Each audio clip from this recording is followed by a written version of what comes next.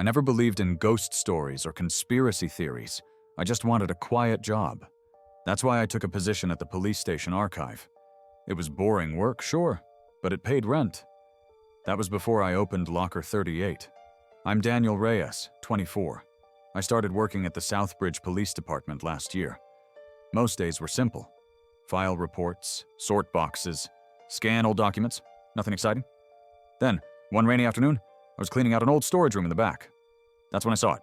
A dented metal locker, no label, shoved behind a broken shelf. The number 38 was scratched onto the door. Curious, I pried it open. Inside was a thick file marked "Closed Cases. Do not remove." The papers were dusty, faded. But what caught my eye were the reports. 5 murder cases, all officially solved. But the suspects didn't match the evidence.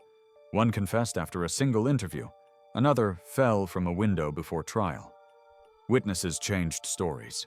Photos were missing. Everything felt wrong. I started digging. Quietly. Nights, weekends. I compared the reports to old press clippings, autopsy notes, anything I could find. Patterns emerged. All victims were women in their 30s. Same cause of death, blunt force trauma. Same strange symbol burned onto the skin. But the cases were years apart, filed by different officers, scattered across the city. Then, I found a name that kept showing up in small ways. Detective Carl Myers. He signed off on most of the reports. He was always near the scene, but never listed as an investigator, now retired. I mentioned it once to my supervisor, casually. He went pale and told me to drop it. The next day, my login was restricted. 2 files from Locker 38 vanished.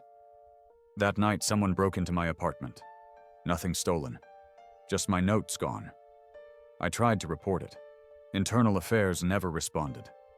I called Myers' old number. Disconnected. I drove to his last known address. Burned down 2 months ago. I don't know who I can trust, but I know what I found. Someone inside the force covered for a serial killer. Maybe it was Myers. Maybe he was just cleaning up for someone else. Either way, Locker 38 wasn't just a storage bin. It was a graveyard of truth. I'm posting this now because I don't know how much time I have before someone shuts me up for good. If anything happens to me, remember this. Start with Locker 38. Then ask who locked it in the first place.